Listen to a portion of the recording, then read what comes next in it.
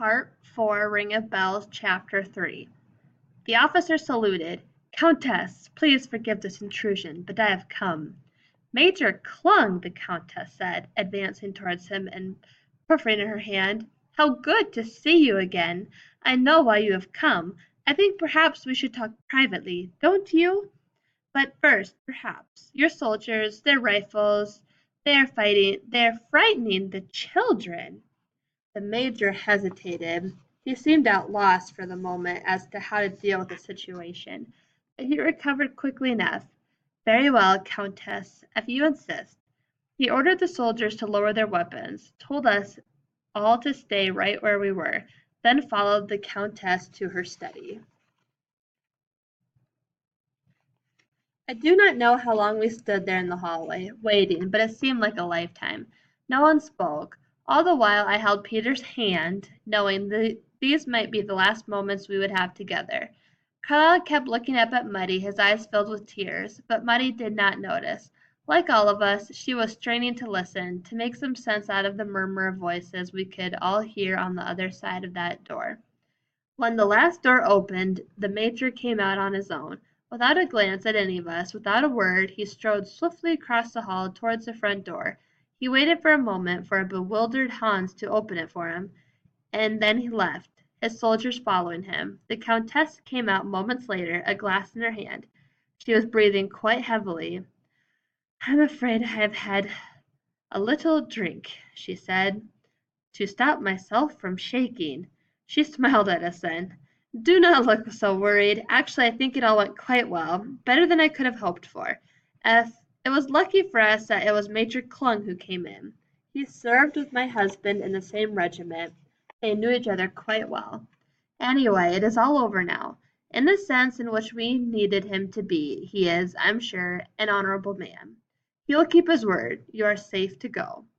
"What do you mean?" Muddy asked her. "What did he say? What did you tell him?" "You have heard of the stick and the carrot?" the Countess went on. "When you want to persuade someone to do something they do not wish to do, you need both, don't you?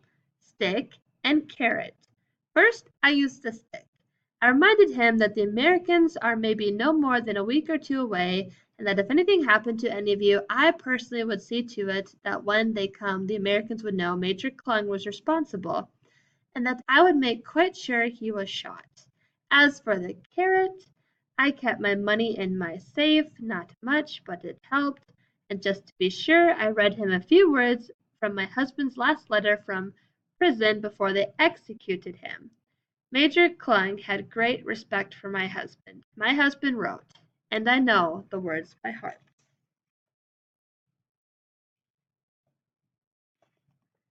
"It makes me happy to know that out of the ashes of this horror a new Germany must grow, and that you and our friends and family will be part of it. Remember always the words of Goethe and I love. Whatever you can do, begin it. Boldness has genius, power, and magic. Begin it now. So begin the new Germany, my darling. Help it grow. I know you will. I am sad I will not be there to see it in prison and in person, but I shall always be with you in spirit." Major Clung seemed to take this very much to heart, as I hoped he would. When the time came to leave later that same night, the Countess kissed Carlyle and told him to behave himself, and then we were walking away from the house. By the time I turned to look, she had gone inside. Following along behind us were the choir school children in pairs, a sack on every back, and silent as we were, Muddy walking with them. Peter went on ahead, our pathfinder as usual, while I led Marlene, with Carla riding up on her, all of us knowing we owed our lives to that extraordinary and wonderful lady. It was hard to leave the warmth and comfort of the house behind us and be out there again, walking through the cold of the night. It took me a while to get used to the discomfort and the tiredness. In a way, the school children must have helped. They were a diversion, I suppose. I had little time now to worry about myself. Traveling was slower with them, of course, but we managed somehow to keep going. For the most part, it was Muddy and I who did our best to look after the choir school children, strictly rationing the food and the Countess had given us, keeping them cheerful, encouraging and comforting them in their exhaustion and their fear and sorrow. But I am sure it was Marlene who was the saving of them, because Marlene made them laugh. They loved to watch her splashing in the streams, loved to feed her by hand whenever they could, and like Carla, they loved to have a good giggle whenever they heard her. How can I say this politely? Letting off, which was often, and very smelly too. Carla grew up fast during those days and nights of hardship. There was no more showing off.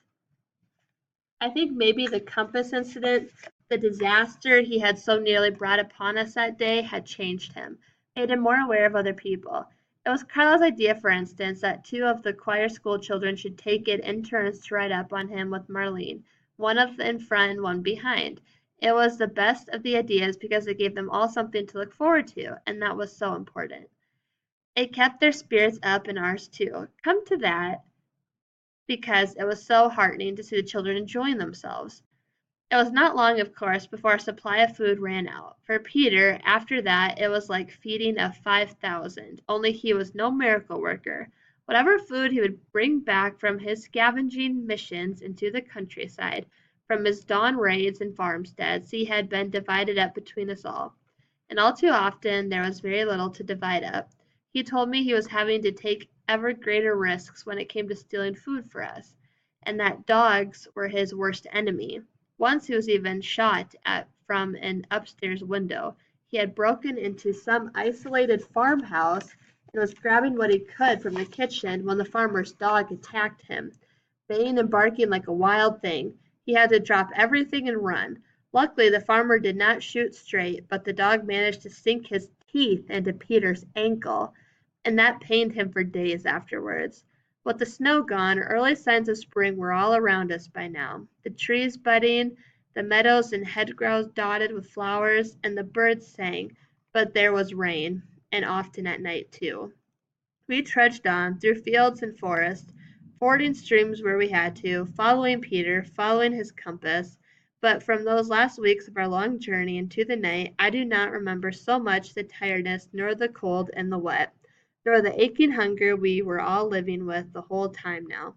What I remember best was the children singing. I think it probably started as one of Muddy's ideas to keep them happy, to keep their minds occupied, and once they began singing they did not seem to want to stop. They sang as we marched along, lightening the darkness for all of us. They sang crammed together and in some shepherd's hut and some forest shed, huddling together for warmth. And when they sang, sooner or later we joined in. We loved that, loved being part of their music making. We were singing away our fears and doing it together.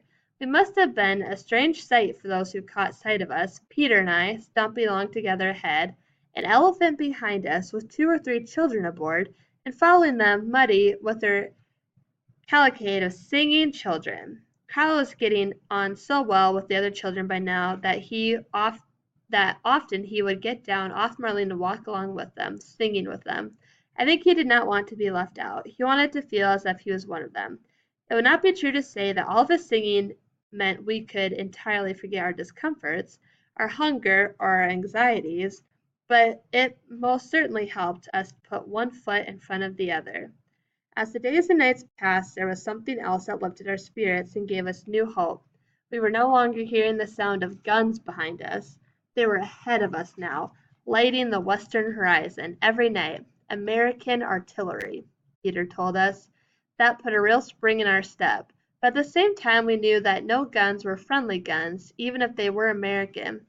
We were still in grave danger. More often than not now, we found ourselves sharing whatever shelter we could find with other refugees, and often with dozens of retreating German soldiers too, which made us all very nervous, but we needed not to have worried. They were all far too exhausted and too depressed to ask questions. They all loved to make fuss of Marlene, and I think it helped also to have the children with us. Even the soldiers seemed happy to share what little food they had. It is true also that once or twice someone did steal our food while we were sleeping, but then it would be fair to say that Peter had stolen it in the first place, I suppose. Peter made himself very popular with everyone because whenever he came back from one of his successful scrounging quests, he would share out all he could. The soldiers we encountered came with their stories like everyone else, and all their stories told one tale, that the Americans were very close now and that they were breaking through everywhere, that their armies could be just over the next hill. It still came as a surprise to us the day we first met up with the Americans.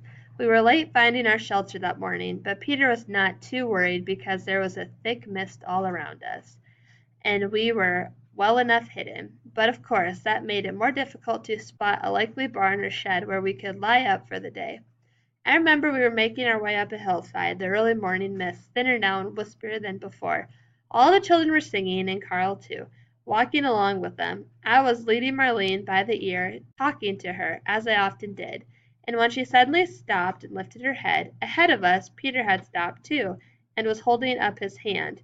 For just a moment or two I thought he had found a shelter, but I couldn't see it.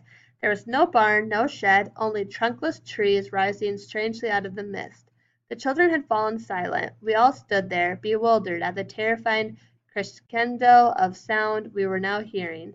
It seemed to be coming from all around us, roaring, rattling, creaking, clanking, and it was all coming closer all the time. The ground itself was shaking under our feet. Then out through the mist they came. Tanks! 20 or 30 of them, and they kept on coming. Americans! Peter shouted. They are Americans! And he began waving at them frantically and running towards them, and that was when Marlene took fright. She pulled away from me and fled. I went after her, calling for her to come back, but her run became a charging stampede, trumpeting in her terror, her ears flapping wildly and her trunk flailing. She simply disappeared into the mist. By the time the lead tank reached us, they had all lurched to a stop. Soldier's head came up from the trumpet. He pulled off his headphones and stared at us in disbelief. I shall never forget the first words he said to us. Holy cow! What in the hell's name was that? Was that an elephant? It was, Peter told him. We are sure glad to see you. You American? The soldier asked. Canadian, Peter replied. RAF, Flight Sergeant Peter Cam, navigator, shot down over Dresden a few weeks back. You walked all the way from Dresden? The soldier asked, still incredulous. With an elephant and all those kids? Yep, said Peter. Holy cow, the soldier said. Well, I'll be damned. We have to find that elephant, Peter told him. We have to go after her. She's been with us all the way. Don't you worry, the soldier assured us cheerily. We'll find her for you. Nowhere much an elephant can go without being noticed, I'd say. But right now you guys have got to get out of here. There is a war going on, you know. Muddy tried to argue with him to let her go after Marlene. Carl and I begged him to. Muddy told him that Marlene would just keep on running and that she would be terrified that no one would be able to catch her except one of us. She knew only us. She trusted only us. But the soldier would not listen. We were all led away, still protesting, by an escort of soldiers. Muddy was inconsolable. Inconsolable. I think she knew then that she would never see Marlene again. So at that moment of our greatest triumph we had lost Marlene. For days, for weeks, we never stopped looking for her, asking after her, but no one had seen her. It was as if she had simply disappeared off the face of the earth. At this point in the story, Lizzie stopped and looked at us as if to say, that's it, the end. And what happened? Carl was echoing my thoughts exactly. What happened after that? To Marlene, to all of you, did you find her in the end? And Poppy, did Poppy come home? What happens afterwards? Lizzie replied. Oh, a lot happened, a whole lifetime of happenings. But I think I shall keep it short. I am suddenly rather tired, and you must be too. Well, here is how the story ends. ...